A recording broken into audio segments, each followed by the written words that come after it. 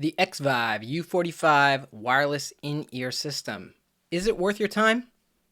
Let's talk about it. It's Gear Review Friday. What's up? It's Jon Pike, and today I'm talking about my handy-dandy Xvive U45 receiver and transmitter pair. So, I do a lot of live performances, and for most of my live performances, I'm using some sort of in-ear monitoring, and it's almost always wireless. You can almost think of like the one that people most are used to hearing about with, I guess, over-ear monitoring, but ear monitoring is you see a DJ at a show and the DJ has their headphones on and they're cueing the next song because they're hearing something a little bit different than the crowd hears. That's, if you're not familiar with in-ear monitoring, it's essentially the same thing, except usually the buds are inside of your ears, but it's more about you're hearing a different mix than the audience hears. And so a lot of the gigs I do, I am performing, I'm singing and playing guitar or piano or something like that, running backing tracks, playing to a click. So oftentimes you have the click in your ears, so you're hearing it, but the audience isn't.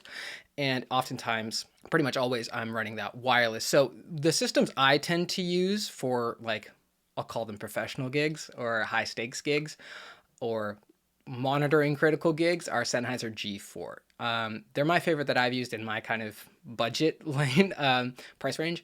And I've used the Shure PSM 300s, and the moment I jumped from them to the Sennheiser G4s, I was just blown away at the difference. There's so many little quality of life, but mostly it's just the sound difference with the G4s that when I'm playing and I really want to hear what I'm doing, that is my go-to, and I find they work perfectly.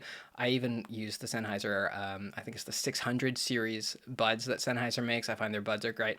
And so that's what I'm used to using. And then recently, I grabbed a pair of these because I found a good price on a used one. And my first reaction is they're not great. They don't sound very good, partly because they're in mono. So usually if you're doing anything in the music world, you're probably hearing it in stereo. If you've got two speakers, you've probably got two headphones, you've got two ears. So usually you're used to hearing things in stereo, just in life and in music usually. So hearing a mono mix, this is the same thing happening in both ears. And so if I'm using this and I'm got two buds in, I find it feels weird. And it's also just, I mean, these are a budget option and you can kind of really tell. I also had tried their buds. I can't remember. Xvive T9, the name of their buds, and I was really unimpressed with those. But what I will say about these is they are dead simple, and for most low pressure gigs, I actually think they're a great option. And I'll tell you why. The G4s that I'm used to using, they are 4 times as expensive as these, maybe more. And they're big, require a PSU. They are, valuable. You don't want to damage them. They're a little bit more complicated to set up. These are such an easy thing to just, for example, I do some gigs where I'm doing live improvised, what I call soundscapes for yoga classes. I'm also a yoga teacher, and me and some of my yoga teaching friends, we do these live soundscapes. So I bring my Ableton Push and a guitar and a little keyboard. And so I'll use this just to have one ear in. Mostly it's just a click machine. So this is a nice wireless option just to essentially hear the click. And so I can be, doing these kind of ambient lo-fi beats and music for the yoga class.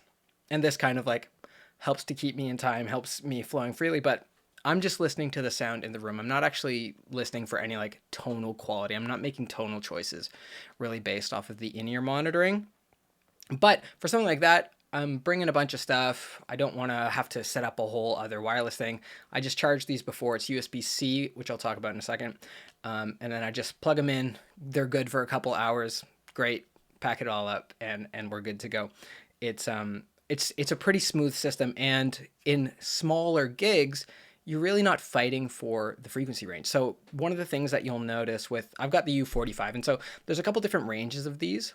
The U4 is in the 2.4 gigahertz range. The U45 is in the 5.8 gigahertz range. And that actually makes a big difference. I have only used the 5.8 one. I used to have a Shure guitar pedal that worked on 2.4 gigahertz, and I didn't find it too crowded. I found usually I could find an available frequency, and I actually haven't found any in the real world when I've brought these out to different gigs, DJing gigs or soundscape gigs. I haven't found a situation where I couldn't find an available frequency because these come with 5 different frequencies, 6.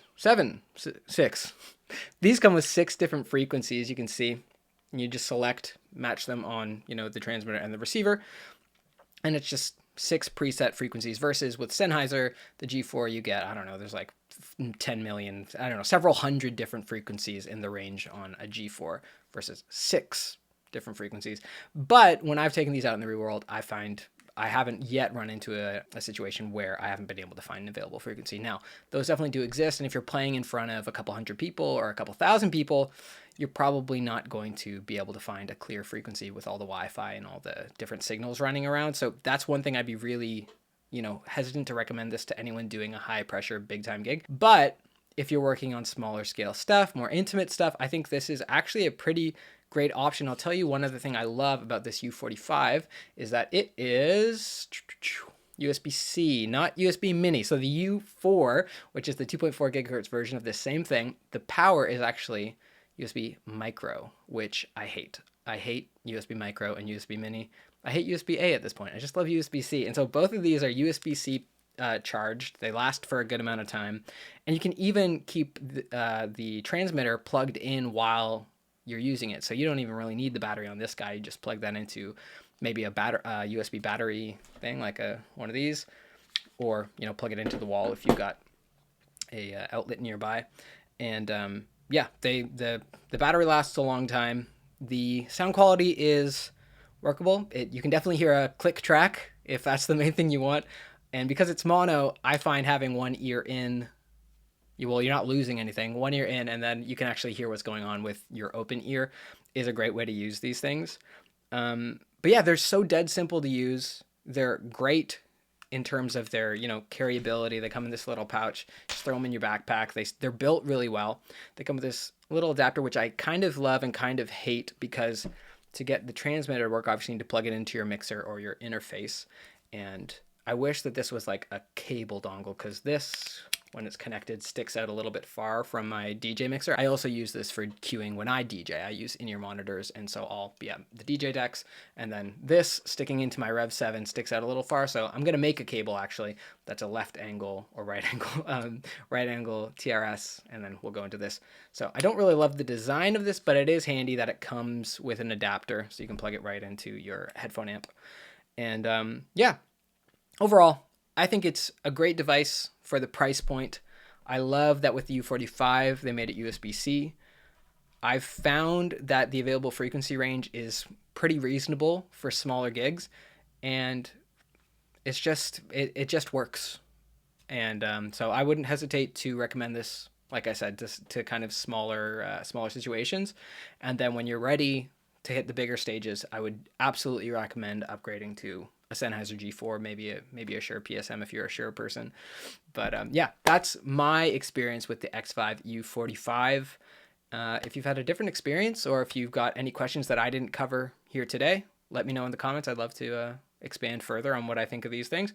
But I'm going to keep them for at least a while. I'm going to keep using them, and if I have other thoughts, maybe I'll update this video. And yeah, like, comment, subscribe, all that stuff. I will see you in the next video. Until then, stay creative.